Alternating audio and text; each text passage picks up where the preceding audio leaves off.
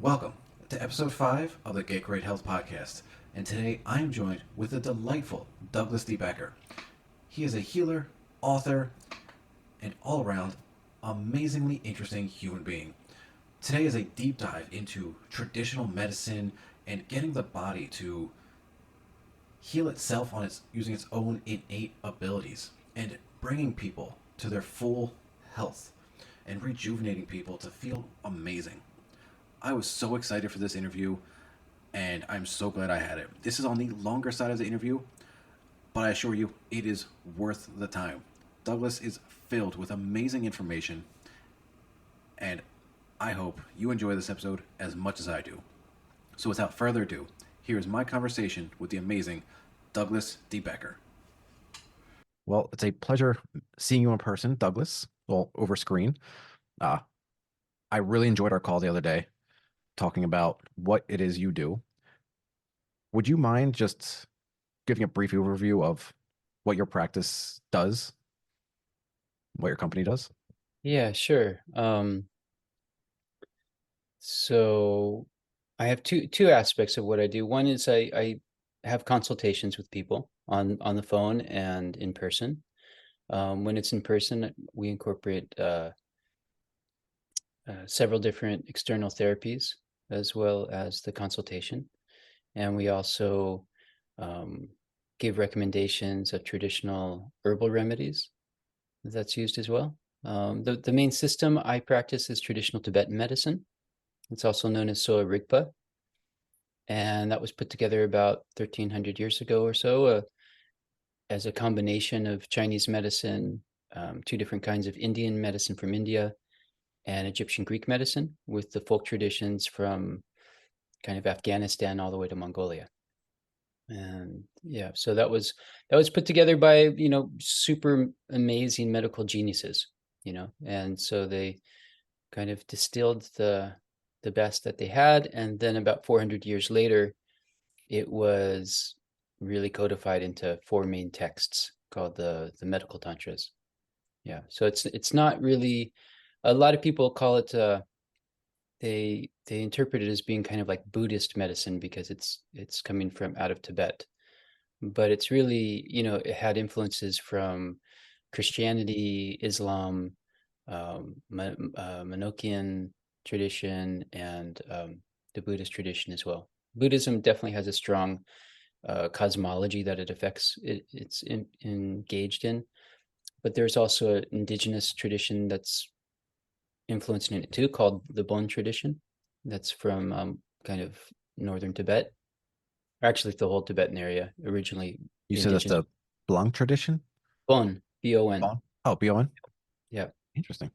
Yeah, it's a really ancient tradition, and that they were there before the Buddhists came. They already had their own medicine system, and they kind of combined. And um, yeah, many hundreds of years later, the healers, there was a certain healer family for about 12 generations, and had incredible kind of mystic genius healers, and that tradition got given to someone named Utak, and he traveled by foot all throughout China and India and the Middle East, um, and back 5 times, and lived to be about 105, I think.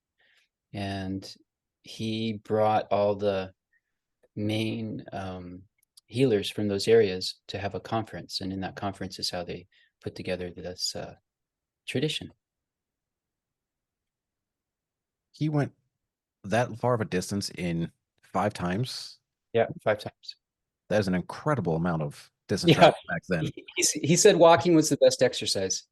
I mean, I It's mad. agree, but that's without automobiles, that is such a crazy amount of walking up.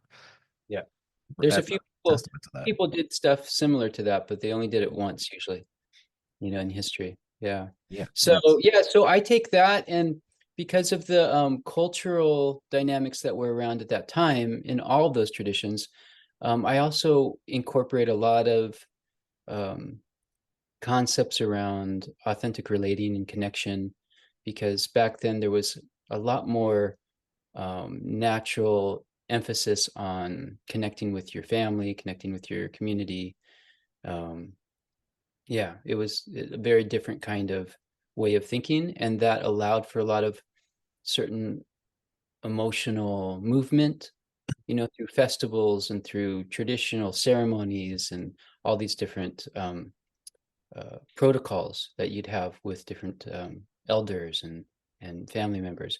So that really allowed actually a lot more freedom emotionally to Mhm. be expressed, and we don't have that so much. And so, yeah, I try to bring that in, because really the traditional systems, I call my website is indigenousmedicine.net. And I call it indigenous medicine because there were so many indigenous traditions that were brought into Tibetan medicine.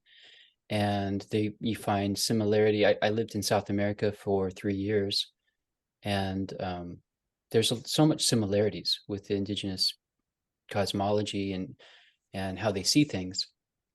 Um, yeah, I also wrote a book. It's called The Principle of Harmony and Healing, Unity in the Mystery and History of Medicine, and which talks a lot about that, and talks a lot about the importance of the doctor-patient relationship, and how that really was the foundation of at least 50% of these indigenous traditions. Mhm. Because the idea is really that the body has the capacity and the intelligence to fix itself, but we progressively block ourselves from that intelligence through keeping ourselves from having interactions with other humans and interactions with nature. And through those relationships with the seasons and with different people, there's movements of you could say movements through our nervous system, and that creates certain neural networks that really supports the information that our body needs to heal and to rejuvenate and to be strong. And so, diet and lifestyle for sure is like the foundation of their system, but emotions and the forgetfulness of two key components are considered to be the cause of the illness. Yeah, the forgetfulness that we aren't disconnected from anything in reality, even though we might generate this idea in our consciousness, and also the forgetfulness that everything changes. And because of those two things, we react to situations in our life. And depending on our genetic disposition, we react more towards anger, or through anger, more through depression, or more through more like attachment and desire. And so those three um, types of emotional energies form the basis of 24,000 other types of emotions based on those three. So they basically look at the nervous system as the central channel, and then a channel on the right and the channel on the left. And there's 24,000 channels off of each of those channels.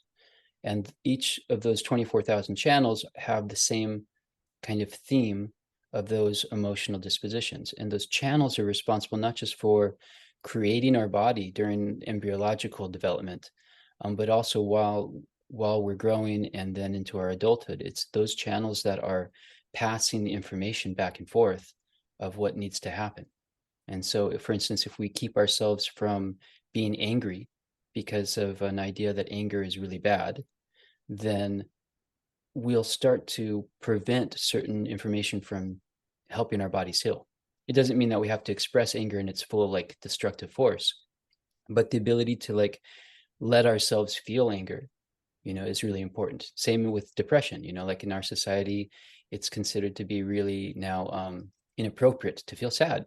And so, but actually to feel sad and to really feel that deeply allows those channels to do their job. Yeah. So So would you that's say? what I do. Oh, I was just gonna ask. So would you say like emotional blockage is something that you would help people overcome? Yeah, the whole system is designed to do that. Yeah, so Awesome. like even the herbal remedies, the protocol, how we look at what allows a disorder to arise and spread. Yeah, it's all based with that. So it's an important part to look at. Like I had a client yesterday, and she has a lot of inflammation and a lot of sores on her legs, and um, and yeah, when I mentioned anger, she said, actually, it's more like rage. But you'd never guess it, like talking to her. She's the sweetest lady. But inside, there's this incredible rage going on. that she's not allowing, she hasn't found outlets to healthfully let that flow. And so in my practice, I basically say I help restore people's faith in their system's ability to heal itself without a lot of intervention. That's kind of what I do. Yeah, and it's not like really it's not unique in the traditional medicine systems in the world. They're all doing the same thing. Yeah, it's just I've kind of figured out a way of expressing what they're doing and allowing people to understand that in a way where they can kind of jump on board and understand that it's up, understand that it's up to them, their ability to trust their body, rather than trusting a supplement or some kind of herb or some kind of drug, Hmm. like or some other person. It's really between, it's how to integrate their own intelligence back into their system. And we use herbs, we use diet and lifestyle. We have like special herbal mineral medicines, all kinds of unusual substances, but the emphasis is to restore that communication, that feedback loop between oneself and nature, so that the support they're getting ends up just being through their diet and their exercise and their activities and their rest and their play and their relationships. That's fascinating because I'm such a huge believer myself in harnessing the body's own innate abilities to heal itself. Because I feel like we are too often looking for an outside source to heal us, whether it's physical or emotional or mental. I feel like we try to like shift that energy that we should be focusing on our own ability onto something else, almost like giving away that power. Uh, I feel like that is becoming more and more prevalent as of late. And for some people, maybe not even be aware that they're doing it. I related a little bit to that victim mentality almost, like I'm not in control, I'm not in power of this, and that kind of shifts that energy away from us because I myself have gone through a lot of similarities in what you're talking about spiritually, mentally, on overcoming those own blockages. And I found that taking ownership for like my own inner demons, as I would call them, like the rage or the anger, and allowing them to come out, not like a violent way, but just like channeling them outwards, had very profound effects that therapy and medications were never able to help me with. It was all just uh, processing that on my own. So I love what you're saying, like having the body harness its own abilities. Uh, Mhm. One thing I do want to ask about, you talked about supplements and the herbal mineralization. What is that? What kind of herbal uh, medicines do you uh, provide that, and what kind of like minerals are included with those that would help someone? So I primarily use traditional herbal remedies. Okay, these are formulas that were developed by some of these medical geniuses, hundreds of years ago. Mhm. Some of the formulas may even be thousands of years old, because when they put these systems together about 1300 years ago, when they combined all this into this integrated system, these traditions were already a couple thousand years old. So they had all this knowledge already. Yeah, so I do sometimes use single herbs with people, simple things that they can use. We have in our pharmacology, we have about six, what we call six good substances, and most of our formulas are based around these six good substances. And so these are things, a lot of them are, most of them actually are things you would have in your kitchen. So for instance, green cardamom is an incredible medicine for the kidneys and bladder. You can make a strong tea of green cardamom and pass, kidney stones, bladder stones, within a couple days. It's a very, very, very strong medicine. Another one is black cardamom. It's not as well known. It's kind of a larger, looks the same inside, kind of a rough, rough skin, and about 2 or 3 times the size of green cardamom. And it is incredible for the spleen and the stomach. And so, someone that has a little bit of something feels wrong in their stomach, they can take a few of these seeds. that are inside the pod, and it fixes it really quickly. Also, it's used for, somebody that might be exhausted, maybe from travel or from lots of meetings or physical exercise, or maybe just not taking care of themselves very well. This gives them a lot of strength as well. It's a very incredible medicine. It's called black cardamom. Interesting. That it has those multiple effects. I'm always curious how stuff like that works. Yeah, it's with each. So we have organs that are go from our mouth to our anus. Those are called hollow organs. And then there's solid organs, and they're kind of paired up. They're related. And they also are related to a particular sense organ. So like for the stomach's related to the spleen, and that's connected to the lips. Yeah. And other organs are the same way. So we actually have physical techniques where you do things to your sense organs. Like if you were to do a thing with your lips, and you hold like your breath down in your diaphragms behind your navel, kind of, and that actually helps your stomach and spleen, just because what you're doing with your lips. Or doing things with your eyes while you're doing the same thing with the energy and breath down by your navel will affect your liver and gallbladder and help it and support it. And yeah, these were all things that yogis developed so they wouldn't have to go out and search for certain herbs if they needed help with their body. You can rub your ears, and it's really good for your kidneys.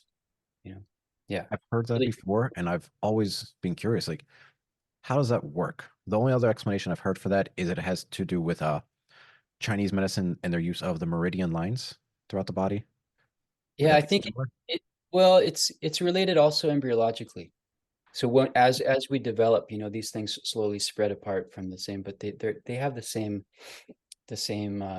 source in a way, the Mhm. location and the energy that's causing it. That it's basically emotional energy. So there's first emotional energy in response to like having the nerve, like basically in response to the body forming, the the self kind of has emotional reactions during that process, and that causes uh, certain certain, I guess you could say, atoms and minerals and different nutrients to gather in a certain area and create and build certain parts of your body. Yeah, like your brain and your nervous system as a result of the sense of confusion. Um, yeah, yeah, Interesting. it's really amazing. Hmm. Yeah. Yeah, yeah, yeah. You asked something else. I wanted to finish. There's the other substances are nutmeg is exceptional for the heart. Yeah, if you use too much, you'll actually get like afibrillation. It's so good for the heart, but only used in small amounts. So about a teaspoon of nutmeg every night will actually help you sleep better and help you with heart conditions.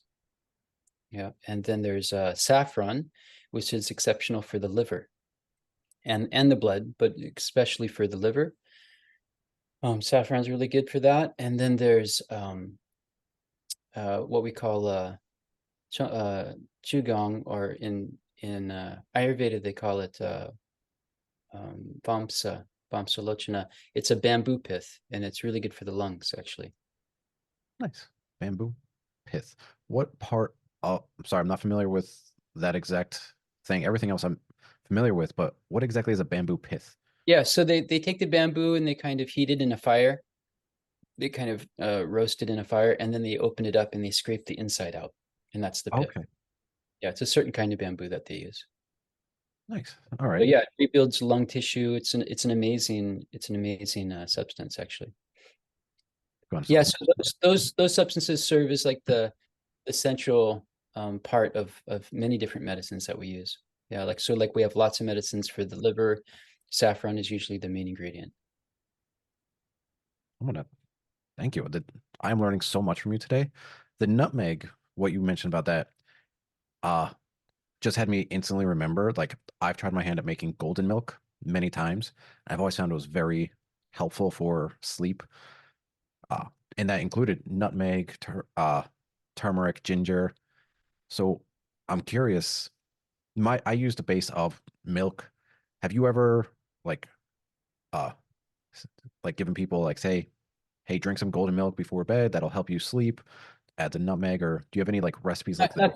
Not golden milk, nutmeg in particular. Hmm. Yeah, there's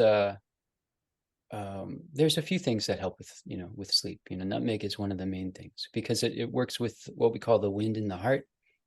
It's one of the main. The wind is kind of like the fundamental. It's a fundamental cosmological concept that's not present in Western culture, and it was to some extent explained about in the medical tradition that our medicine comes out of, which is called Unani. Unani means Greek in Arabic. And so this tradition came out of Egypt and Greece. It's what Hippocrates practiced and other major doctors. But we dropped most of that when we got into reductionism. Now most of our medicine is less systemic involved. Even the training for many medical doctors doesn't involve them even really needing to like look at the body in a lot of ways. And they've fed a lot of this stuff into AI now. Whereas, in the even just like in the 60s and 50s, they were still they could look at the body and tell the person what was going on really quickly just by but they're not getting that same kind of training. So the wind is this idea of that there's this all pervading energy that has intelligence to it. Hmm. Yeah. So we disturb it when we move around a lot. If we go traveling, we disturb it. We disturb it when we get stressed. It's actually the cause of stress. So it's every kind of imbalance or disease in traditional medicine has like a force behind it that's allowing it to grow. Okay, so let's say like if someone has a lot of heat or what we would call fire, that fire is increasing, not just because the fire is increasing, it's increasing because of the wind. If someone's getting more like cold, like you could say like earth water element or whatever, it's only increasing because of the wind. Yeah. So the wind in the texts, what you'll find is that it will say that ultimately the wind is the cause and the remedy of all the illnesses. Because if you can bring that back to balance, then everything can grow or decrease to the right balance. It's kind of like if you have a piping system in your body of this pressure, there's a certain pressure that's required in different parts of your body. And these are the main locations are what people in the West refer to and consider to be chakras. Yeah, the chakras, like from the yoga tradition in India. And so these are like the main locations of wind. Okay. But the wind is it needs to have two components. And so it's kind of a mixture of really strong energy and organization. Okay. So if the power of the wind becomes too strong, it becomes less organized. Okay. And certain areas of the body need the wind to move in certain directions, in certain ways. Like there's a wind that moves down, right? If the wind gets too strong and the pressure gets too much, the wind might move in another direction and you'll get constipated, for instance. Or like yeah, so there's all these components. So like when you for instance rest and say you're not moving around anymore and you have some kind of warm nourishing drink, that calms your stress down. As soon as your stress calms down, everything starts to work better. So when you look at, for instance, degenerative diseases or autoimmune disorders, the main component that's causing the issue is stress. And you could basically say that stress and wind are the same thing. Yeah. So if you increase stress, you're going to increase the pressure of the wind. Yeah. And then if you treat the wind, say you take with these nourishing warm drinks like 3 times a day, now you're not going to feel so motivated. You're going to actually want to sleep more. You're like, you don't have enough stress. So there's this balance. Yeah. Like stress isn't really seen as something wrong. It's seen as something that needs to be integrated and organized in our system. And so there's things that assist that, ways of eating, qualities of certain foods, Um, yeah, I mean, meditation helps with that. Like healthy relationships, like a relationship that has an issue, and then you integrate that stress that's been causing some like disruption in the relationship. The end result is a lot more health and a lot more ability to integrate your life experience. So for instance, if you see someone and say they're like 90 years old, and they're healthy, they're not bitter, they have good relations, they actually, and they have kids, they've had children, they will have gone through all these phases of hardship, in life, of loss, of losing loved ones, of disease, of like all kinds of things happening in their life, in their child's life. And pretty soon they can hold space for their child and their grandchild in the most disruptive situation without being without being kicked off center. You sometimes see this where an old person just like holding space for their family in a way that's really unusual, and it's like people are like, they really get honored for that, and it's the reason is they've been able to integrate all this stress. It's not like they're numb. And Mhm. so one of the downsides of our culture right now that's happening is that the response to stress and the response to sadness, as you get older is basically we're trying to fix it by numbing people out. As people get older, they'll take things to kind of numb their system down, and that ultimately will not help their health too much. That's not going to like increase the intelligence of their neural network to be able to withstand the other processes that are coming with aging.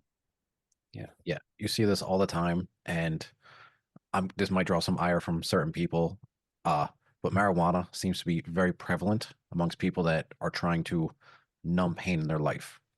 Now, while I've advocated for marijuana before, I think it can be abused in that it can do exactly what you're talking about. Like people don't learn to regulate that stress. They kind of just take a foreign substance so that way they don't have to feel it anymore, which I don't think is great for their overall health, and not developing these coping mechanisms. Mm-hmm. Yeah. So I completely agree with you on that. Uh, one more thing I want to touch on uh, was your consultation. Like, because I've seen that you have your company that does the cellular rejuvenation, but I'm not familiar with what kind of consultation you specifically do for people. Like, how would someone, what kind of person are you looking for that would come to you for help? Yeah, like my ideal client tends to be an older person that has really done a lot of homework and a lot of self-study. They Mhm. really know and often they've tried many different things too. So they really understand a lot of what's out there in alternative medicine, what's available with modern medicine. They've tried so many different things, and they what I do is I give like a 15-minute free consultation. And so to start, and if it seems like it's a right fit, then we'll work together. But usually what makes someone want to work with me is because they have so much background and intelligence in what they've developed in their own journey, that they hear a few things that I say, and they're like, oh, no one's said that before. That makes perfect sense. I understand that. That's my For a lot of people, that's their experience. Or it's because some of what I say gives like a little bit bigger picture, like a Mhm. bigger scope. It's like, for instance, I just read something recently. I got an email, and it was about a webinar that showed why. And so we're going to go over why detoxification is the foundation of wellness. And yeah, I was just thinking, definitely 1,000 years old traditions that have been working with people's bodies and healing them, they wouldn't agree. They wouldn't agree with that. That's not the foundation. Do you You know. think detox is whole, it's becoming trendy now for to do detoxes? Do you think that is maybe being overdone, or do you think that it's earned its right to be as popular as it is? Yeah, no, I think my personal opinion is about 90% of the time it's overdone. All right. Yeah. Yeah, 90% of the time it's not necessary. Like basically the body has the ability to hold on to what it needs and get rid of what it doesn't need. Yeah. The reason that it's not doing that isn't primarily because of the environment. Yeah, the environment, like we live in a toxic environment where we have all kinds of things that we're doing. But if our digestion, for instance, isn't strong, it doesn't matter what we eat. Yeah, if our digestion is strong and we're eating really good food, then we have enough nutrient density that's going to prevent the buildup of certain toxins in our system to begin with. Because one of the reasons we build up toxins is the body is actually trying to find the nutrients that it doesn't have. You know, if it doesn't have enough magnesium, it's going to grab onto aluminum and use aluminum instead. So that's one aspect. So yeah, I think, you know, in traditional medicine, detoxification is definitely a whole branch of study, you know, understanding about detoxification. And the methods we use in general are considered to be as invasive as surgery, you know, because we're shifting so much stuff in the body. So as soon as you, for instance, like people do colonics, right, to clean out the intestines. As soon as you start pushing things in an opposite direction, which is what they do, they push water up in the opposite direction, you're aggravating the nervous system in a really subtle way. Okay. So if someone does colonics and they're not getting an oil implant afterwards, where they actually put oil into the intestines, then the person that walks away with maybe a clear intestine, it's actually going to affect their nervous system and the wind dramatically. It's going to increase their stress. And so, like for instance, someone's like trying to do like they're trying to deal with their autoimmune issue, and they're going to get colonics, and they're not getting an oil implant, and they're going to get worse. Is the predicted result, because you're disrupting something that's very subtle. And so, we don't have that concept in our Western culture or Western medical tradition. So it's like, yeah, detoxification is definitely important. Daily detoxification is really important. The presence of like feces and urine and sweat are like considered a indication of health. That's an indication of health. To remove all the feces out of the intestines is not considered to be very smart, or it's considered to be very dangerous. So like we have like mostly in Ayurveda, this is still like, we don't do this so much in Tibetan medicine anymore. It's talked about and it's considered for sure in serious conditions. But both in Tibetan medicine and in Ayurveda, the idea of enemas is totally present. It's a vast, I have a book like that's this thick all about, 25 different kinds of enemas and like, different lengths of time that you do it, different, like going back and forth from medicated oil to decoctions like herbal teas in certain kinds of ways, like maybe 2 days of oil, like medicated oil, then a day of herbal tea, and then another day of oil, then 2 days of herbal tea, and then another day, really specific in order to do certain things to the system. Mm-hmm. But it's considered super dangerous in Ayurveda. And it's not like it's going to necessarily kill the person, but you can create a wave of disturbance in the person's nervous system that will be very difficult to remedy. It's not impossible, but difficult. And so none of this is being taken into consideration, and the same thing with like people are doing liver cleanse and gallbladder cleanses. And they don't realize that if you have a catabolic dominant or dysaerobic dominant physiology, which in Ayurveda, they would call that pitta, if you have a lot of pitta or a lot of fire, if you do a liver detox, or if you give that to someone else, which is what usually is happening, someone's treating someone else, you end up just being really uncomfortable for a long time, disrupting your wind, causing a lot of stress, and you don't move much stuff out of your system because the bile itself doesn't flow very well when you're in this catabolic system, in catabolic dynamics. So if they're really knowledgeable, they'll give things usually to help the bile to flow. But a lot of people try different kinds of liver detoxes and don't get too far, especially if they're kind of driven, angry, maybe not so angry, but like they appear really healthy. They never get sick. They just go. They do the work of 5 people.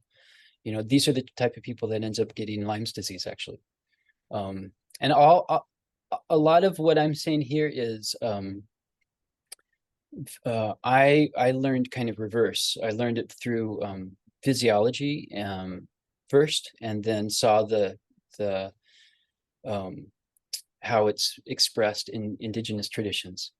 So like there's a man named Emmanuel Revici. He was an MD, and he lived till he was about 103, I think. They took his medical license away when he was 94 and gave it back to him when he was 98. And he worked like full time, like full days for like 7 days a week for like 60 years. And his focus was on cancer primarily, cancer and addiction. And he was the pioneer in cell membrane lipid research. So he's the person that first discovered the fats that are in cell membranes. And from that, and from his observation, he ended up with a system that really mirrored indigenous traditions quite a bit. There was no concept of the wind, so he didn't have that part. But yeah, he has amazing effects on cancer.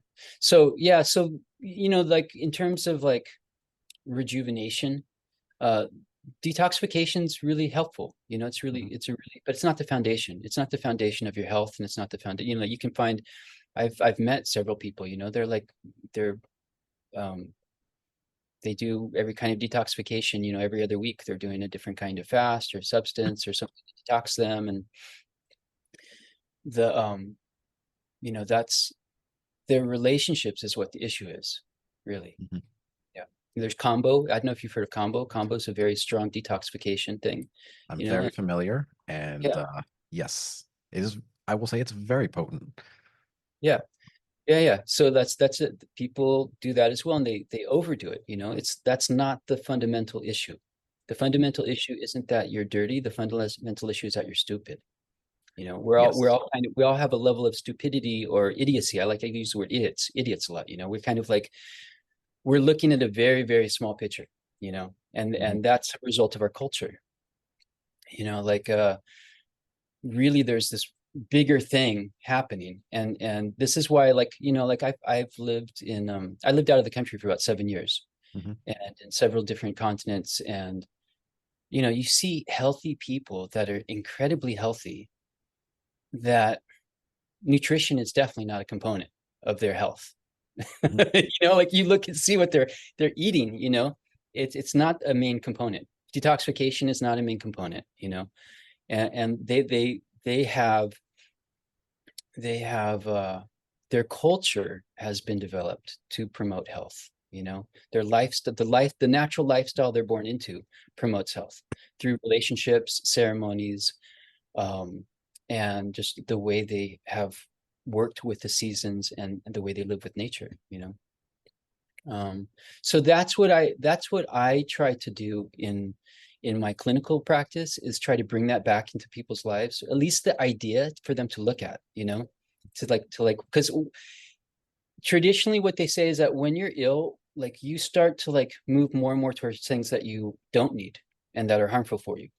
Like there's this idea like, oh, your body knows what it needs, it'll just grab what it needs. And that's not actually the observable experience of thousands of years of indigenous people. Mhm. In their experience, if you're healthy and balanced, then yeah, what your body is deciding to do will support that. But as soon as there's an imbalance, just like water eroding a dry hill, it will start to, like if it rains, the water consistently goes into the same kind of valley, right? And that valley will get bigger and bigger and bigger, right? So in the same way, we start to gravitate towards things that that will make our imbalance worse. And in addition to that, we refuse. It says this in the Tibetan texts. We actually refuse those things that are good for us. Mhm. So if you know that, what you'll notice if you keep that in your mind is that when you're not feeling good, if you're interacting with humans, people will offer you things. Here, do you want an orange? You're like, oh no, I'm not eating fruit right now. Or like, here, do you want some of this? Oh no, I'm not doing that. That's the response of the person trying to take care of themselves. Yeah. Mhm. And if you slow down a little bit and look at how that might actually help you, and some of these traditional principles, you start to see a lot of times these things that come to you are actually exactly what you need. You need like, oh, let's go out and like have a beer and just like relax and dance. It's like, no, no, no, no, I'm trying to stay home and take care of myself. It's like, I knew one indigenous healer. He would take people that were really, really sick, and he'd take them out to party for a couple of days. And he had amazing remissions of cancer and all kinds of stuff, because, and I met this quantum healer in Ecuador. He was born in Egypt. He was like from some French noble family. And he had developed this system where he would have people play games. He'd teach them how to play a game, like a group of people that were sick, and they'll play this game. And as soon as they start to get the game, he would immediately stop them and teach them another game. And then they would learn that game and they'd play that game. As soon as they got the hang of playing that game, he would interrupt it and have them play another game. And he'd do this all day. And it would shift their neural network of how they're protecting themselves, how they're holding their energy, how they, this is like our idiot, or like that, this, like, I know what to do. I know how to hold myself together, and that's a result of unhealthy relationship. We do that with nature too. We try not to be cold. We try not to be hot. We try to avoid all these different kinds of stresses instead of, experiencing a little bit of it, and then learning how, what's in our own kitchen and what we can do can actually change that. So a lot of that was discovered more recently, or validated more recently with this guy, Emmanuel Ravici, this doctor. He basically talked about anabolic dominance and catabolic dominance, and they both require different things. That's why, like, someone hears vitamin D is really good for you. So like in the indigenous tradition, everything's medicine, right? The rock is, they have this cool story where a bunch of graduate students of the master, they have their final test, and the teacher says, okay, I want you to go out into the forest and bring me back something that's not medicine. And so the first few students come back, and then there's one student, he's just like lost out there. And finally he comes back and he's like, I couldn't find anything that's not medicine. He's like, okay, you graduate, the other people have to go back to school, because everything has this potential of medicine. It's just to the extent of, like, what side effect do you get from that substance? What's the side effect? How much do you need to take? Like, what's the most efficient and least dangerous thing you can take, in terms of medicine. Minimal effective dose, I've heard it referred to. Yeah. So like vitamin D is like super, super amazing for the body for a lot of people, but for people that are anabolic dominant, or I'm sorry, for people that are catabolic dominant, it's really dangerous and makes them age very quickly. And almost nobody knows about this. If you're really, like, I can imagine like a really old person, like an 85-year-old person having her cinnamon roll in the morning, and someone asks her about it. She goes, well, vitamin D you get from the sunlight. So like, if you have a hard time being in the sun, I don't think you should take vitamin D. It's pretty straightforward logic that, could come with a lot of life experience, or just like an open enough mind to like really think about things. Certain things turn you on and certain things turn you off. And if you're really off, like if you're anabolic dominant, you have an anaerobic condition in your system. And if you take a bunch of therapeutic doses of antioxidants because you read someplace that antioxidants are really good for you, you can give yourself hard-growing tumors and give yourself cancer, And the same with vitamin D. If you actually, a lot of people don't know that sugar, carbohydrates, if it's not metabolized properly, and you get sugar that starts to go into the small intestine, it does the same thing as vitamin D. And it will pull calcium out of your small intestine into your blood, and your body will start to shut down its receptivity and absorption of vitamin D. So now if that person goes and gets a blood test, which is only one of, like, I think 9 different places that your body uses vitamin D, so it's not really a valid test to begin with. But say they get a blood test, oh, you're very low on vitamin D here. And so the practitioner, out of their, kind of short-term intelligence, gives them a bunch of vitamin D. Over a period of time, that can actually blow out their thyroid and even give them thyroid cancer. And you'll see this if you talk to people that have thyroid cancer, you can start to backtrack, and a lot of them started taking a lot of vitamin D. Yeah, but they had high blood sugar, and so it was the complete the body didn't want vitamin D. Yeah, the body rejected vitamin D. So none of this stuff is really taken into consideration. with supplements, like vitamin B's, vitamin D, magnesium, calcium, even sulfur containing things, and all kinds of amino acids turn you on. And so a lot of people are doing these great things that seem really good, but they're so strong and they push the system so hard that they now can't sleep. And so now they're trying to figure out how to sleep. They don't ever look at that they're taking vitamin D or magnesium or calcium or sulfur containing, drugs. Yeah, you can even buy something to put you to sleep that's calcium and magnesium. And it only works for a couple months. And people who have a sleeping problem, know that, and that's because it doesn't fix the actual problem of the fat in the cell, which is the issue. Yeah. So then this is all discovered in indigenous medicine. They understood all of this stuff. So I have a little bit of pushback on that. So I'm so curious about vitamin D on its effect on the thyroid, and that's something I really am going to have to look into because I am an advocate for it, but knowing that it can cause problems, especially because I haven't seen any issues with vitamin D, but knowing that it could possibly cause thyroid issues, especially for people that are insulin insensitive. One thing I want to ask is, so supplementation is has by many doctors said that it just makes your urine expensive, or yeah, it makes your urine expensive. Not all the Uh, time. That's not totally true, but that's a funny thing to say. Something that I've also heard is that a balanced diet, something that you get all from nature, your minerals, your vitamins, well, that would be perfect if we weren't exposed to all these unnatural environmental toxins and pollutants, like air quality. If you live in a city, if you live near uh like factories that give you a whole bunch of smoke and pollute the waterways, or if you're near lots of traffic, so you're getting all that CO2 from cars, or you get anything from tap water, or you get the microplastics. We are exposed to a whole bunch of unnatural pollutants and toxins, and that kind of uses up our resources in our bodies to help detoxify them as well, because our body has our own innate ability to remove them before it causes too much damage. Would you say that it's possible to have a proper diet and lifestyle routine without supplementation? Yeah, absolutely. 100%. But like there is a thing you touched on that's important.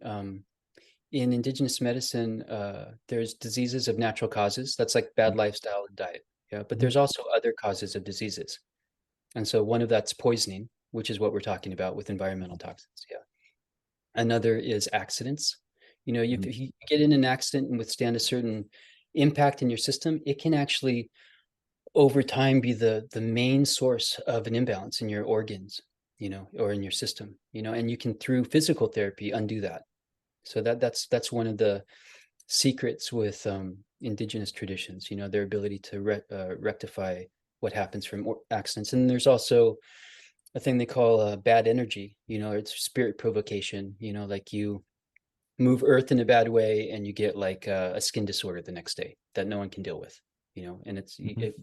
you can go back and make some offerings to Len, skin disorder disappears. Like 8 out of 10 issues are like that. And then there's just what they consider to be kind of bad karma, basically, and doing good things for others can actually make that illness go away. And this is this is an observable, empirical kind of Mhm. understanding of illnesses. So yeah, with supplements, the again, just like the example I gave about colonics, right? There Mhm. may be a certain nutrient that um, activates a certain pathway, yeah, that helps to get rid of certain poisons in the system. And so, used intelligently, it could be really helpful. You know, the issue, like with vitamin D, the issue is kind of that the nature of the person that it's bad for likes more of it. Mhm. Like I'll give you an example. The same type of person, they like to go do hot yoga. Yeah. And they do like 2 sessions of hot yoga a day. And it's that person that actually hot yoga isn't good for. They love it. They love to like, work out in the sun, like they'll do it until they get sick. They'll work themselves until they get sick. They won't get flus and they won't get colds because that's the nature of what is going on in the cell membrane that's actually keeping them from doing that. But they like more spicy food. they like alcohol, they like all these things that like kind of force a pushback from them, Hmm. because that's the feeling they like, and that's actually that's in a way that's giving them that benefit to society. They're also the first to step up when something is wrong, the first to confront something. They, when it's out of balance, they go out of their way to make sure that that you're wrong. Which can be kind of like intense, but it's usually, most of the time they're right. Most of the time they're seeing things clearly, so there's about those people really need antioxidants, not things that cause more oxidation, not like essential fatty acids and vitamin D, vitamin B's, all these things that create actually more oxidation and more fire in the system. But you could make the argument that if somebody's poisoned, they would benefit from that. And that being said, you have to be careful because you can't push them over the edge. They're going to become more angry people. You know, like someone that's really motivated, you give them more vitamin D, now they're hyper motivated. And so yeah, so a lot of this, the perception of health is also something that is we have a very short period of time that we've developed in our culture of what it means to be healthy, and to generate that manifestation of what we consider to be healthy in most cases ends up in a short life. Yeah. I know several people, just like the epitome of health in their physical ability and what they can do, how much they work, and they're just like go go go go go, and they end up dropping at an early age. And this was an observable phenomenon, for a long time in the ancient world. You don't have to take a bunch of supplements to make you like that. You could just eat a bunch of hot peppers all the time, or like eat a bunch of fried hot peppers all the time. And you see this person that's like that, they're just they're like nonstop, but they have short life. Hmm. And so trying to understand like the difference between short-term goals and long-term goals, I think is a really beneficial thing for our culture, especially within the wellness community, because you can have a life full of activity and productivity, but that's really long, yeah, versus having it really short. And a lot of these kind of biohacks that really redistribute and open up certain channels, they burn the body quicker as well. Yeah. Hmm. And so learning how to, like, the opposite is that you have no energy and you're unmotivated. Yeah. Hmm. And those people can die early too for different reasons. In general, they live longer though. It's all about it's all about finding that optimal balance, which I Yeah. feel like is all of life. Just finding a balanced state for you at And as it's with and everything. that's the key. It's for you. You're uniquely you. A Hmm. lot of people would rather die young because that's their nature. Hmm. That's who they are. And so, like, their loved ones might prefer them to live longer, and Hmm. so, like, yeah, so it's a Yeah. big part. So a lot of what you're talking about does kind of go against like what you hear like biohackers talk about, like performing at these high levels all the time, kind of redlining. And I do like that you're kind of commenting on like the opposite of that a little bit. Like you don't want to do that all the time because especially everyone's unique and we're all in this so we can feel our best. I don't think anyone wants to redline just to feel terrible. Yeah. And as you said, like there's people that don't have that energy and they also aren't having the probably most fulfilled lives if they're low energy and just not doing everything they want to do in life. So I love your message of like finding the balance. That's perfect. Yeah, like relationships help you with that, Hmm. right? Like if you're, like if you're married, right? You're like, she's checking you a lot, right? All the And time. that's really, it may not really feel great all the time, but it's really helpful. It keeps you from like going overboard, or helps you get motivated in another Hmm. place that you have like shadow you can't, you're blindsided from. So that's Yeah, if you don't have a partner, if you're not married, you should definitely associate with a lot of people, Hmm. regularly, you know. Yeah, being around people I think is so important, and you've touched on it, and it's something I find that is also highly important, especially after.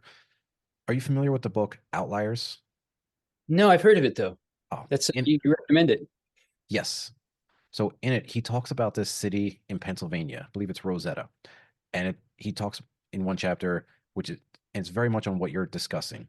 These people lived the same exact kind of lifestyle as all the other people in Pennsylvania. It was like they had fried food, they had spaghetti, they had all these Italian foods. But what made Rosetta unique was that all the people that lived there had come from a small, like, coastal town in Italy. Hmm. So they took those traditions of closeness and community together, and they found that this unique little town had a lifespan and health span that was about 10 to 15 years longer than all the surrounding cities and even the average of America. And all because they were part of a community that was close and they had these relationships. And I found that so unique and interesting. Yeah, that's fascinating. I'll look it up. That's the type of stuff I like. Thank you. Mhm. Absolutely. And one more thing, we are getting close on time. I want to ask a little bit more about your company that does these trips. Uh, as you mentioned, cellular rejuvenation. I would love to know more about Yeah. that and how it works. Yeah. So, yeah, I don't remember saying cellular Uh, rejuvenation so much. I maybe know it's just you. in my head. Yeah, yeah. That's it's a common term. So yeah, what we're trying to do is um, influence high net worth people with all these concepts we've talked about to help them achieve their longevity goals. You know, Hmm. to help them understand that their long life is reliant upon connection and relationship with nature and themselves and others. And so we give a whole bunch of skill sets, basically coming from the indigenous medicine traditions on how to perceive if you're hot or if you're cold. If you have a hot imbalance, you're cold imbalance. If your wind is high or low, how to bring all those things into balance through your food and lifestyle and through your activities, and Hmm. also how to respond to the seasons in a particular way. And with that, we have different things that can shift their cosmology a little bit so they can really start to experience some of the stuff that we talk about called the wind. We have planned like darkness retreats. There's also when they leave the boat and go to port, there's different people that work with different plant medicines, these different entheogens.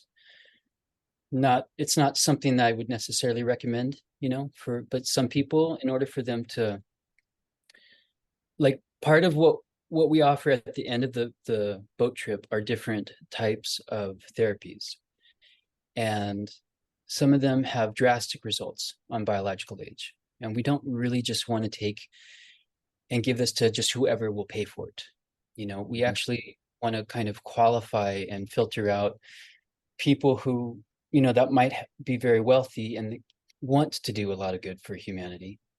And so we're trying to assist those that are on the edge of their own personal goals for longevity and kind of push them over the edge with the realization of how they're connected with everything.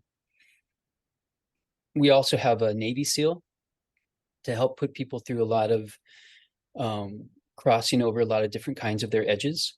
Yeah. It's interesting. When I first was talking to him, in my mind, this was kind of a lot of physical stuff, pushing people past what they think their physical edge is, and like to reprogram their neural networks so that they could start to uh, believe in themselves more. Yeah.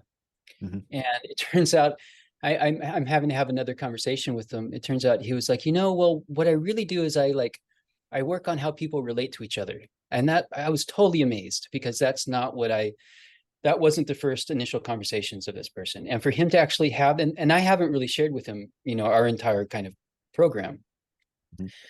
So, that shows from a whole nother different perspective, um, how important that is, even coming from a Navy SEAL wanting to like create optimum performance in people, how the foundation is really how you're relating to other human beings.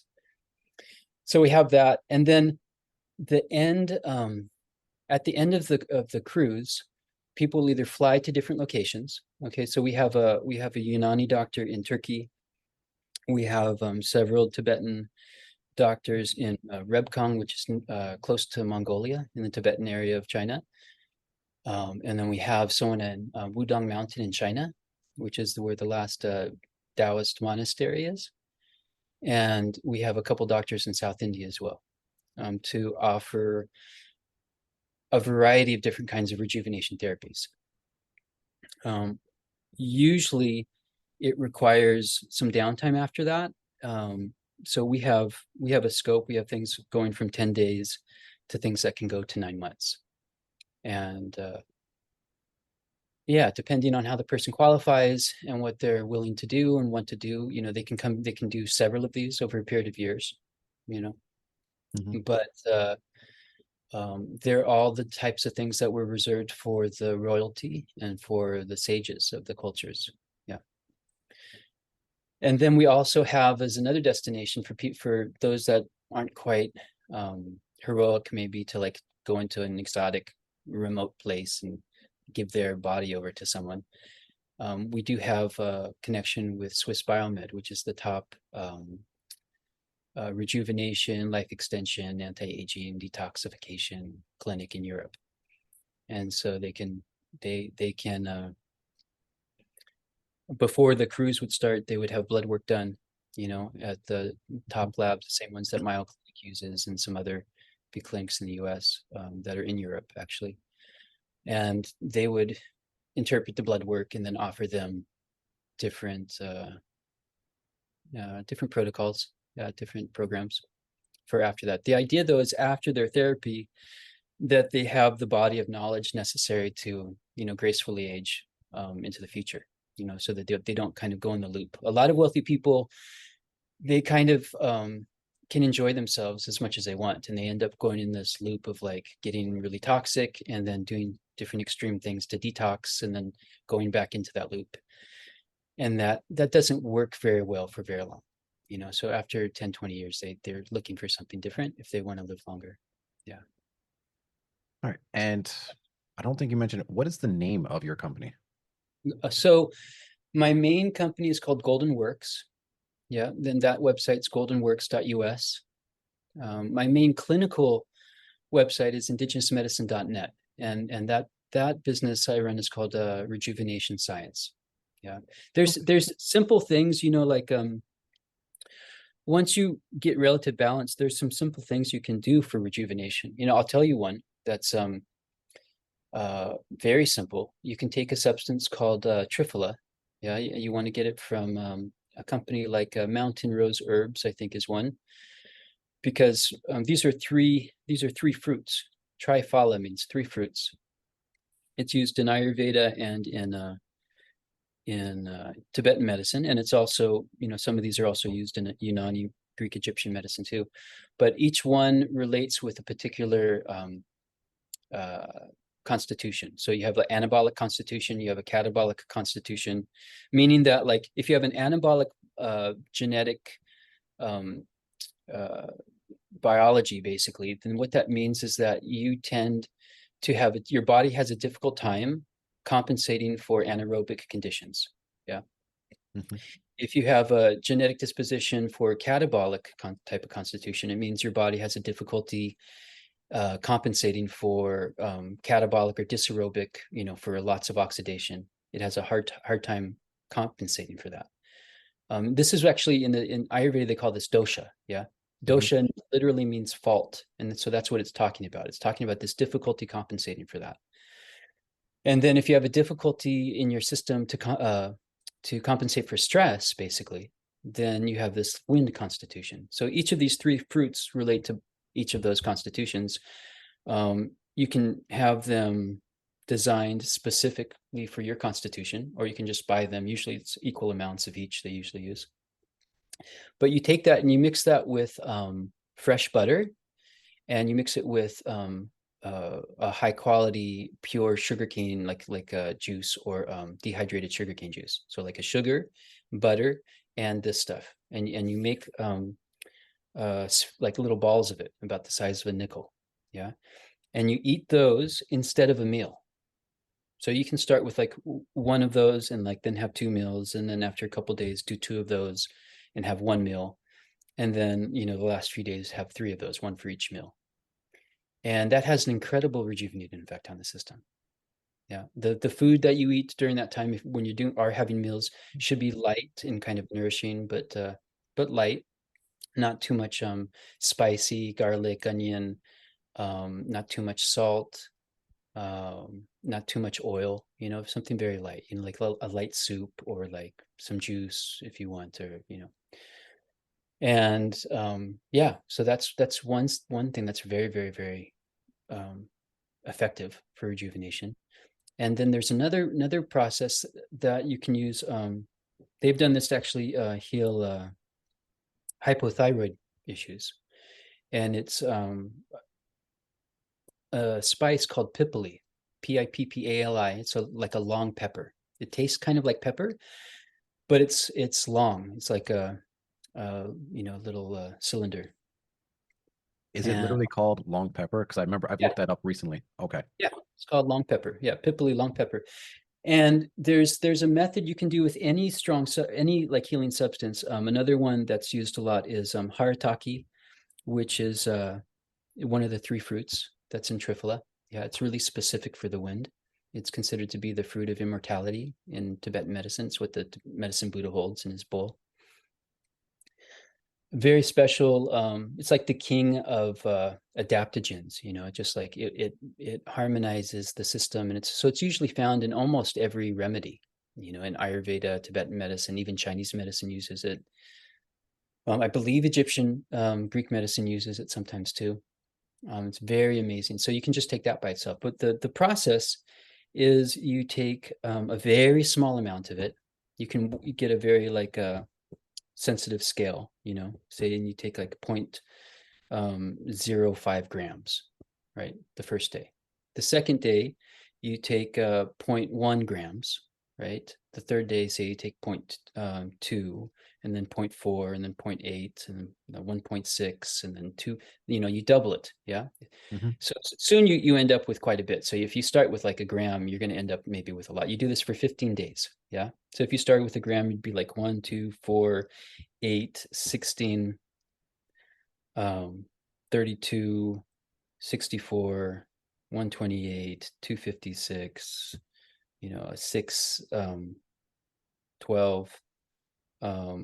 Yeah, you're ending up You'll taking end up tons with of it. thousands of, thousands. Yeah. So you want to start with a very small amount. That's my Hmm. point. And you do that for 15 days. Ideally, you start at the new moon. And Hmm. then for 15 days, you decrease it. Okay. Okay. And that's all you do, other than some water. It's like kind of like a fast. Yeah. That has an amazing rejuvenative effect on the system. And pippali is one of these special substances that they do this with. And there's a clinical study. You can see that they did this with several people that had hypothyroidism. They only did the process, I think, for 10 days. I think they increased it for 5 days and then decreased it for 5 days. But they had a huge effect, huge beneficial effect that was noted. And there's a term for that system of like increasing and decreasing, but I forget actually what it's called. It's some Sanskrit word. I forget what the name of it is. But yeah, so those are some things for simple rejuvenation processes. So would you Um, take that while you're fasting, or you're still eating like you normally would, but you're just adding that into no, your you just use those substances. Yeah, okay. that's a traditional way. And you can do that with many. You could do that with garlic if you wanted to. I think there's a Russian rejuvenation thing where they pack a bottle of vodka with garlic. Sounds Russian. Yeah, sounds Russian. As And soon as then you they said take vodka. then they take a little bit of that every day and they increase it and then decrease it in a very similar kind of thing. You find this even in this is kind of rooting from Ayurveda and Siddha medicine in South India, this idea. And that's probably how Russia got it, because Russia had a lot of early on, like for 1,000 years, they've been using Tibetan medicine, and Mhm. so they probably got it from there.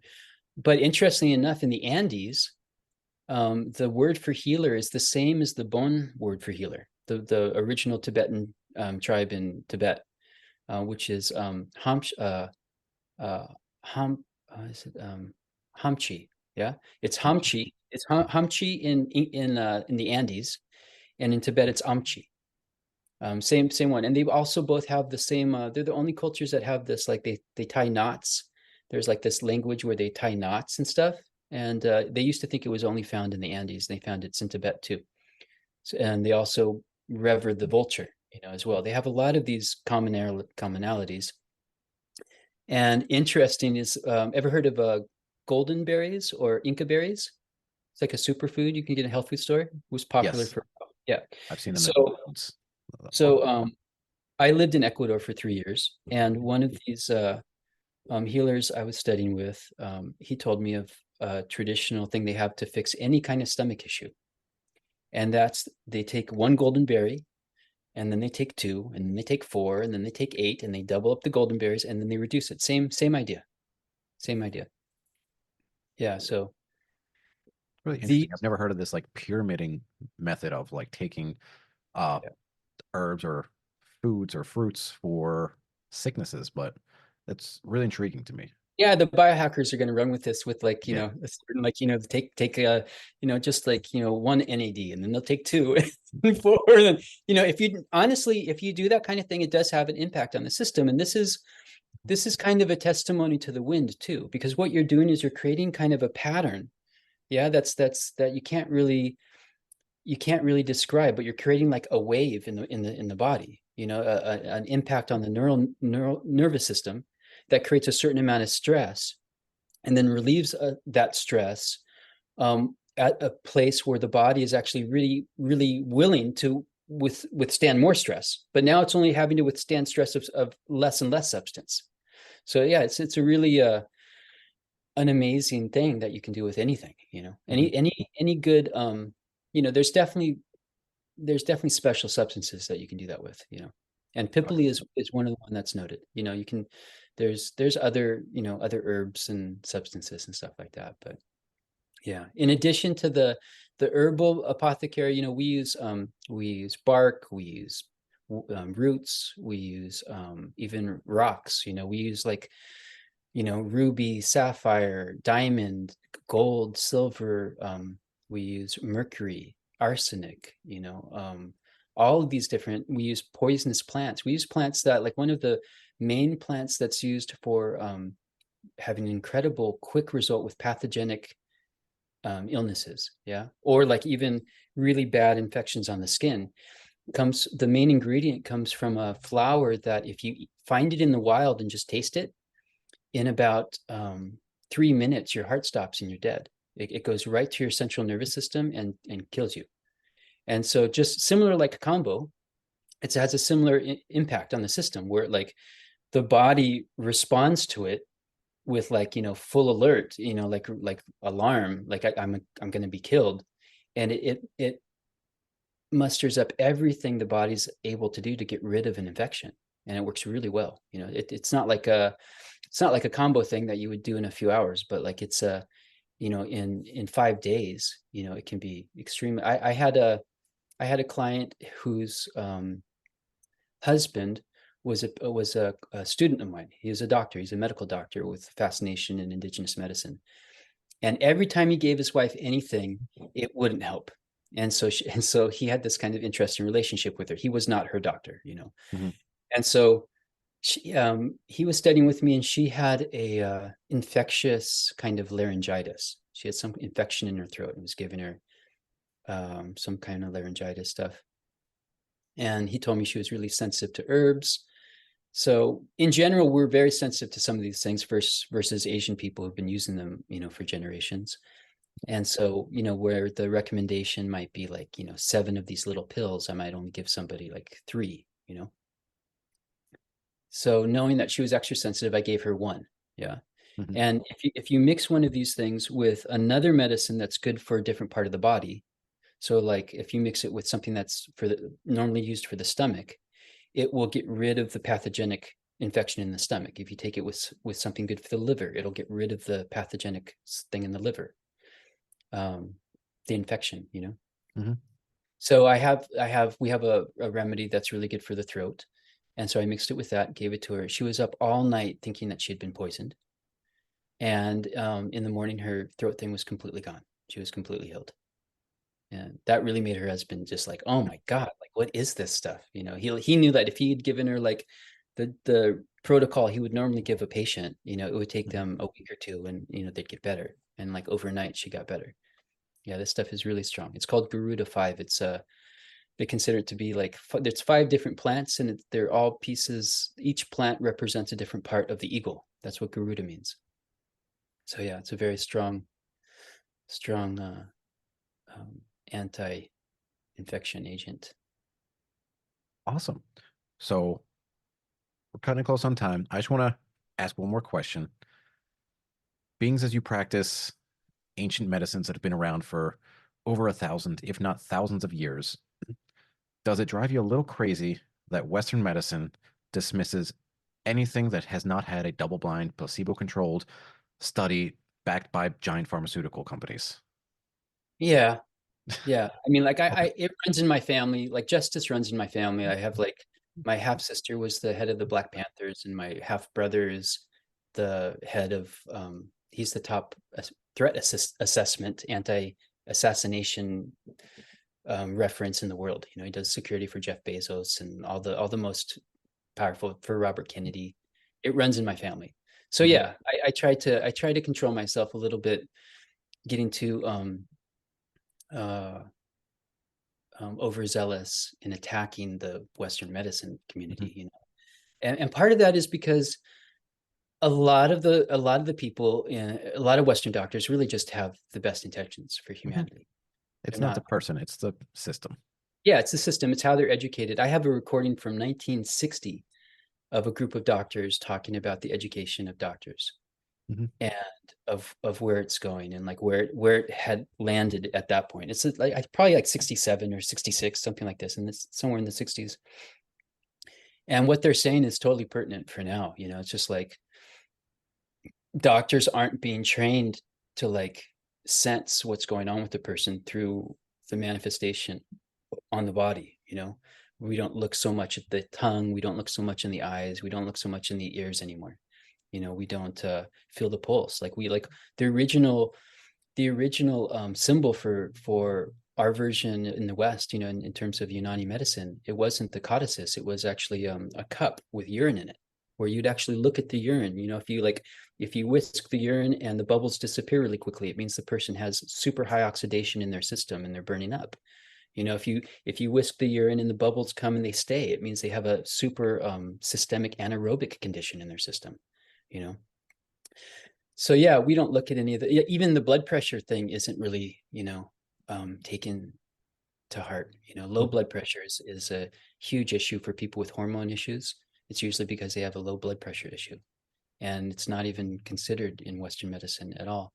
Mhm. Um, you know, yeah, I mean, like the, you know, I have a nonprofit, and the before COVID, the nonprofit was all created to develop an institute that would give training in these different indigenous medical systems and have a an integrative hospital that dealt with degenerative disease, digestion problems, and rejuvenation and mental health, which are all the really strong points of Western of indigenous medicine and all the most difficult things for Western medicine to deal with. You know, in indigenous medicine, if you can't fix the digestion, you shouldn't call yourself a doctor. That's what they say, which would disqualify most of Western medicine. You know, and so I don't usually like put that. I usually don't lay that on the table because it's really disrespectful, and they are, you know, they're really trying to do a lot of good, Mhm. and a lot of the reductionist stuff has been helpful. I would say most of it hasn't, but a lot of it has, you know, and you know the movement with reconstructive surgery and all that stuff. Western medicine is amazing, but Mhm. their ability to preserve and to preserve like good health, you know, and lifestyle for a person is really weak. You know, they can't deal with degenerative and autoimmune disorders because they have no concept of the wind. You Hmm. know, if they actually sent a team of medical doctors to Tibet, and they lived there for 3 years, and they studied one particular thing, the reputation of healing multiple sclerosis. And after 3 years, they came back with a full report that, yeah, within a year, all the symptoms disappeared. And if I've had a client with multiple sclerosis before, it's a terrible, terrible illness. You know, it's like, Hmm. and all they have to offer are all these different experimental drugs, because they have this, the cosmology, how they're looking at things. They dropped thousands of years of how to look at stuff from empirical knowledge over thousands of years and observation of the body. They dropped most of that. You know, they hardly refer to any of that. So yeah, so we created this nonprofit to actually have a place for Western medical doctors and Western medical students to come and basically witness what was going on, watch the therapies, watch how they worked, study how they came to the conclusion why they were doing what they're doing. You know, yeah, I What still is have the website is Phala Mritam, Phala, like this Triphala. Phala means fruit, Phala, and then M like Mary, Ritam. It means kind of the nectar of the fruit. Yeah, so Phala Mritam Institute is the name of the 501(c)(3). And that was, yeah, that's the um that's the whole initiative. That's what we would love to see happen. Yeah. And That's so amazing. I love that because I yeah. do believe we are on the cusp of uh, converting over from, as Peter Tia calls it, medicine 2.0, which is the reductionism, into medicine 3.0, which is about the individual. And I completely agree with everything you're saying about uh, Western medicine not being ideal for chronic illnesses, autoimmune diseases. We've, over the last few decades, done a terrible job at it. But I mean, if I break an arm, I'm going to the hospital. Yeah. It's Hmm. yeah. I was taught, actually, a lot of my teachers in indigenous medicine were Hmm. also medical doctors, like Western medical doctors. You know, Hmm. and so, you know, one of the things they would say is like, don't try to, like, you know, traditionally to treat a fever, you let a fever build for 3 days, and then after about 3 days, we say it's been ripened, and then you treat it. You know, but for 3 days, you just try to make sure they don't get too hot. Hmm. But he was like, he really encouraged several times not to try to, like, bring a high fever down and like battle with the high fever that could kill the person any minute, when you could just go to the hospital and get an injection. You know, it was like, take them to the hospital and have them get an injection and save their life. You know, if their fever is like staying too high. You know, so yeah, it's really, you know, like, indigenous medicine has always been an integrative mindset. You know, anyone have a good idea, you know, step forward and we'll try it. You know, like, that's the attitude. And only now do we have indigenous medicines being kind of segregated. We're like, oh, I practice Chinese medicine, and like, oh, I practice Ayurveda, so we do something different. And like, oh, I'm come from South America, so, you know, like, this is all a very modern attitude. You know, Hmm. it's not the traditional attitude. The traditional attitude is there's one human body. We have different cultures, and we try to help it in different ways. Maybe, you know, it was recognized in India that they had a propensity for blood sugar issues, and they had actually wiped out. They even, like, talked about multiple sclerosis, but they had wiped it out. It hadn't been in existence. No one had seen it for hundreds and hundreds of years until modern culture came back. But, you know, just like in the same way they knew that, like, Chinese culture, they said that they have a propensity for blood sugar issue because they like sweets, and the culture, you know, as a culture. And like Chinese culture, they like salty taste, you know, and they have propensity towards other illnesses, you know. And like, it's like they knew every culture had its own, you know, weakness, so to speak, you know, but everyone was looking at the same body. And so that's what we're trying to cultivate again, where Western medicine can take that position too, you know, where they can say, okay, like, we're going to put this down, we're just going to watch this. And multiple sclerosis, for me, multiple sclerosis is a great example. You know, it's like something Western medicine really struggles with. They spend billions of dollars, if not more, a year, you know, trying to develop new drugs for it. And in a year, it disappears using traditional medicines, you know. But there's no money in that, Douglas. Yeah. There's big pharmaceutical companies can't make money off Yeah. traditional medicines. Yeah. So And why and would we do that's that here? interesting too, because they you know, all those people want to have long lives, you Hmm. know. And so, I think over the last generation, now a lot of those people would like to be having a more healthier, longer life, and they're facing the reality of that. And Mhm. now they're facing having to like go against an agenda that's a lot more older than a few generations. And Mhm. so it's interesting. Uh, right now, also practicing traditional medicine is illegal for a lot of in a lot of areas. You can't like diagnose an illness and treat the illness. And so Yes. there's all this good wording. Like I can't, for instance, I can't treat insomnia, but Mhm. if you have a hard time sleeping, I can get rid of that for you and help you no longer have a hard time sleeping. It's just like a terminology thing. I know it's So so backwards. yeah. Can't So cure one of the anything, things but that you can improve symptoms, maybe. yeah, yeah. Mhm. So one of the things around that now is through Red Cross, Blue Cross, Doctors Without Borders. That's based on treaty law, and it goes above federal law. And so Mhm. it's an international thing that happened through the Geneva Convention. And if you're a protected person, you don't need a medical license to be if you're helping people. And so for whoever hears this, I would just recommend people look into that because you can. I'm a member. I'm a member of an organization that's a branch of the Blue Cross, and I'm a protected person. If someone comes in and says, "What are you doing?" I can show them my paperwork, and they're required by law to protect me under the Geneva Convention, and which is very different. A lot of practitioners are trying to create a religion or like do different religious stuff, which doesn't really work. This particular organization I'm in is kind of a religious organization, but it has roots that go back to 300 AD.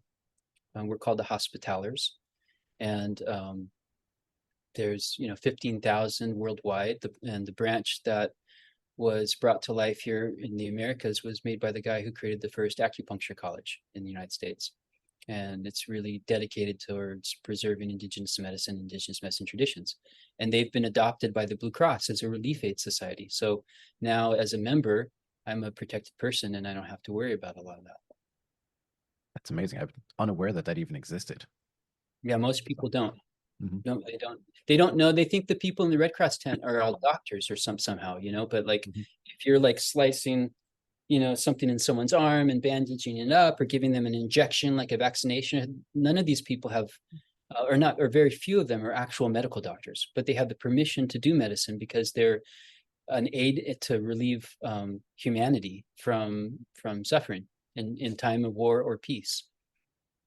So it's not that difficult to get registered with them, and I'd highly suggest that for anyone who is practicing any kind of administration of medicine. I know there's in the biohacking community and in alternative medicine, naturopathic medicine, even Ayurveda isn't legal really. Mhm. It's not like um so to have that extra level of protection is really nice, especially as we go into an era right now where medicine isn't really being governed by academia even or being governed by knowledge. It's being governed by a real like kind of agenda, and who knows what kind of laws they might instill to prevent people from getting real help. They're trying, I mean, like from the United Nations thing, that's what is it that they're doing? They're trying to make it so people all live in one building, and like they shop for their food in one building, they don't ever have to go outside. Infectious diseases won't get them so much because they don't go outside much, and they get their protein from like worms that are turned into food. And yeah, I mean, that's like, I think it's called something 21 or something like that. Agenda 21, Agenda 23, something like this. You That know about does. this? I'm not familiar, but that just Oh yeah, sounds like a look it great up. utopia for me. It's Agenda 21. totally, yeah, it's totally publicized. If you look up the World Economic Forum, I think it's one of the 200 different plans that they have, and to help with overpopulation and land and all this stuff. Yeah, your entertainment, your food, and your job will all be in one building. That's how they're planning on designing the communities. Yeah. That is so crazy to me that at such a high level they're worried about overpopulation, especially here in America. I don't know if you're familiar with the Midwest of I America. know. It's like I think overpopulation is something they use as a an excuse. I don't think it's Mhm. really their real concern. I think they But you have do enough. hear it talked about, Yeah, and it blows my mind because there's a whole lot of nothing here in America. People just don't realize that. I'm not just in America, Mhm. not just in America. Yeah, all over. Mhm.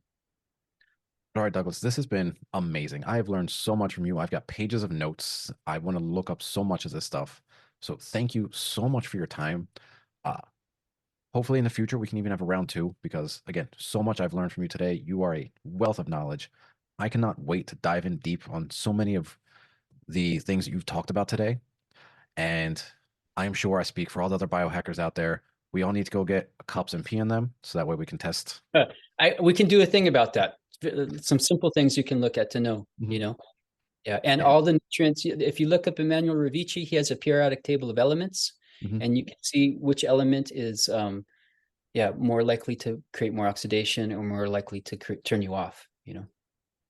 Yeah, this is I I, love I really all this. appreciate it.